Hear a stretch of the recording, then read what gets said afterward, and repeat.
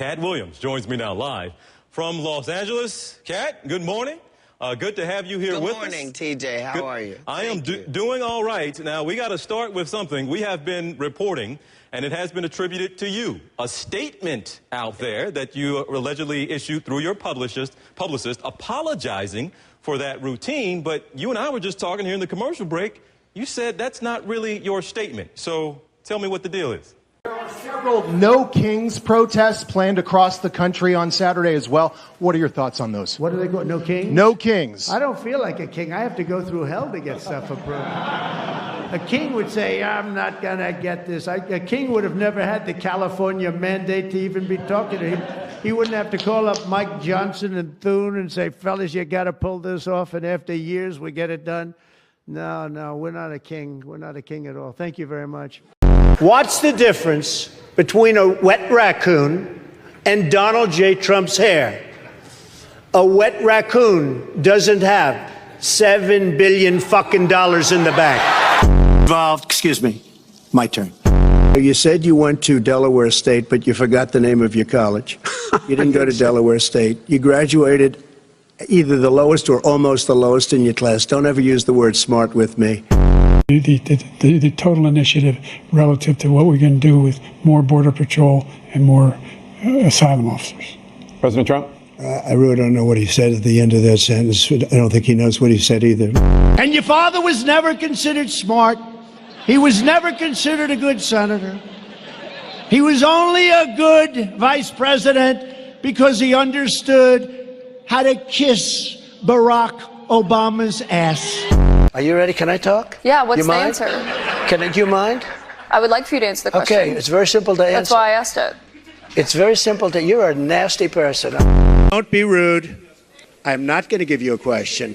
You are fake news. If I were running The View, I'd fire Rosie. I mean, I'd look her right in that fat, ugly face of hers. I'd say, Rosie, you're fired. You've called women you don't like fat pigs, dogs, slobs, and disgusting animals. Your Twitter account... Only Rosie O'Donnell. It's just awfully good that someone with the temperament of Donald Trump is not in charge of the law in our country. Yeah, because you'd be in jail. She's shocked that I picked her. No. She's like in a state of shock.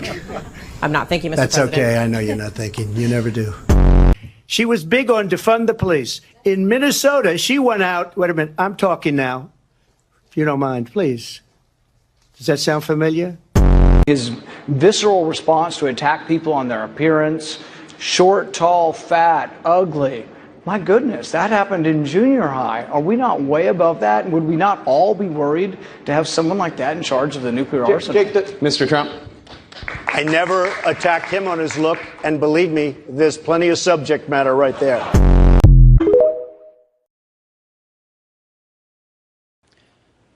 Well, we kind of have to start. I hope that everybody saw what I just saw. If a person starts their heckling with F America, then that gives me the right to defend my country. I couldn't be anti-Mexican. My Mexican fan base is largely responsible for me even existing. So between them and the black community, it's really all I have. But I don't think I need to apologize for being pro-American. The guy said that all of this is still Mexico, and I was just giving him geography. This is America, greatest country in the world. So. Well, help us understand. So, do you not apologize for anything? We show like a 50-second clip there. It's like 7 or 8 minutes, but go ahead. I apologize for the fact that the word anti-Mexican is being said to a black guy in America. But you don't apologize for what you said in that stand-up. I'm not allowed to. As a stand-up, the only thing that I sell is uncensored thought. So I'm only selling them the way I think, uncensored. So I'm not allowed to then come back the next day and apologize. That's for the Tracy Morgans of the world. I meant what I said, and I said what I meant. I'm apologizing if somebody thought I was trying to be anti-Mexican. Mexicans are my friends, So Katt, why is it somebody is allowed to put out a statement apologizing on your behalf then? Sir, they put out a DVD called Katt Williams' 9 Lives while I was in jail without my permission. A lot of stuff has been happening to a lot of black celebrities in the world. We just deal with it, thank Jesus, and keep on going, sir. Now, I guess it's clear to say, you gave me a little bit of what he was saying, but he kept going on and on, this heckler. Now, what was it? You said he said, F America. That certainly set you off. But But, see, but go ahead. We were in Phoenix. So this is a heavily Mexican-American crowd. I gave $5,000 out to a Mexican-American serviceman at this same show.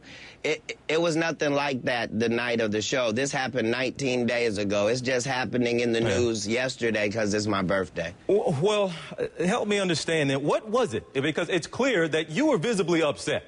And you said you're a proud American, you defended this country. So is that essentially what it was? He was clearly out of line in your opinion, but he really got you hot.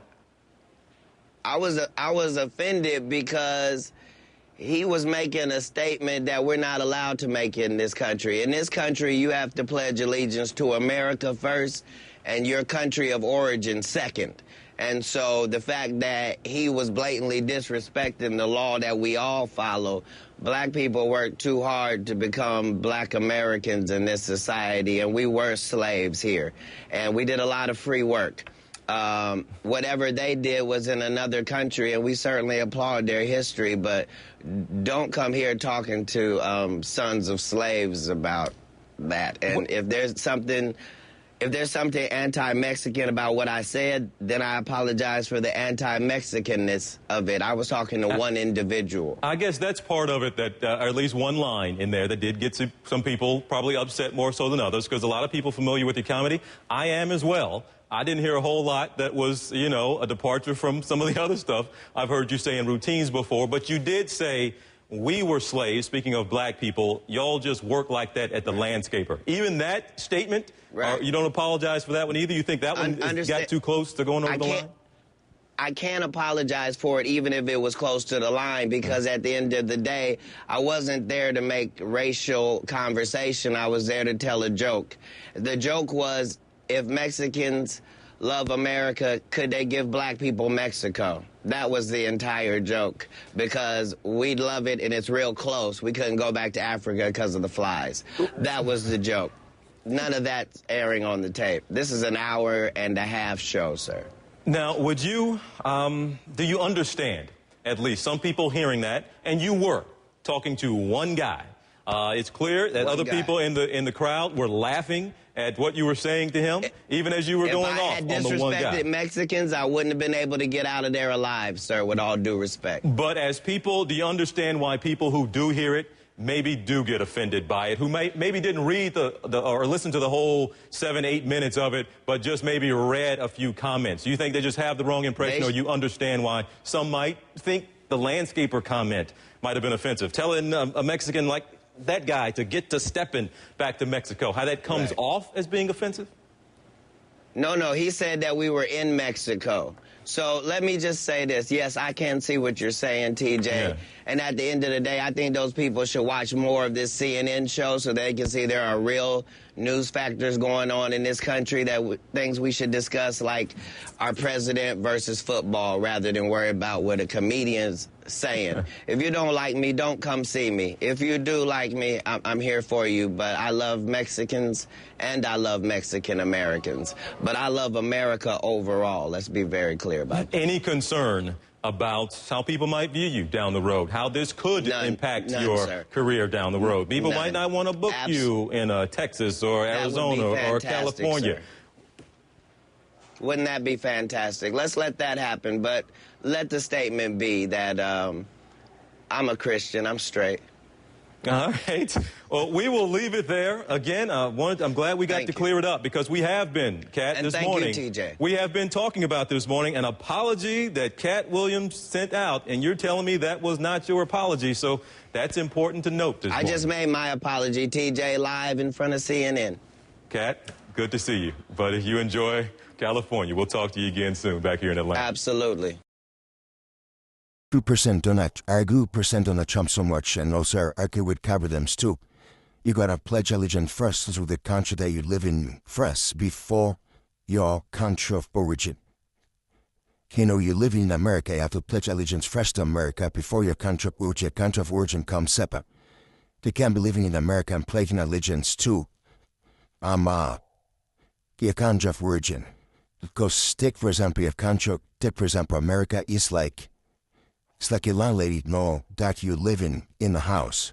You know, won't you pledge allegiance first to the lady that you live in your house? Won't you go by rules and regulations you have to, right? Because she houses you, she provides for your needs, she takes care of you. So, you have to pledge allegiance first to her.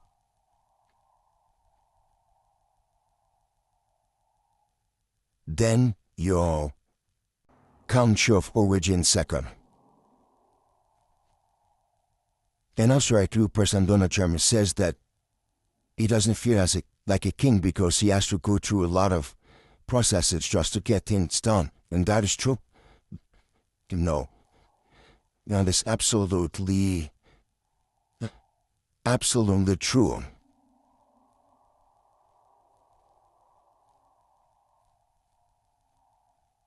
No. That is absolutely true. You gotta go through a series of steps to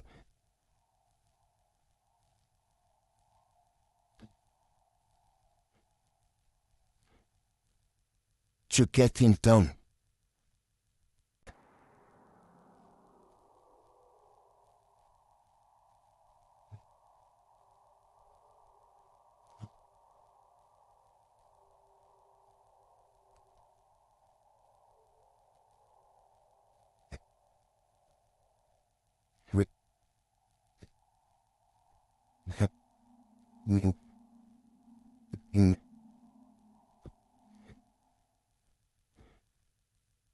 Very retro.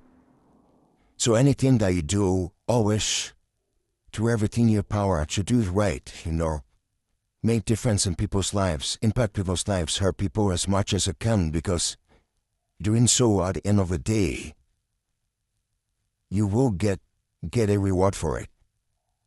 You know.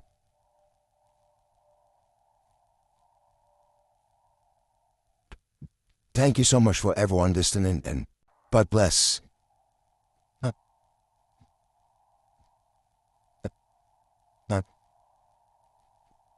You did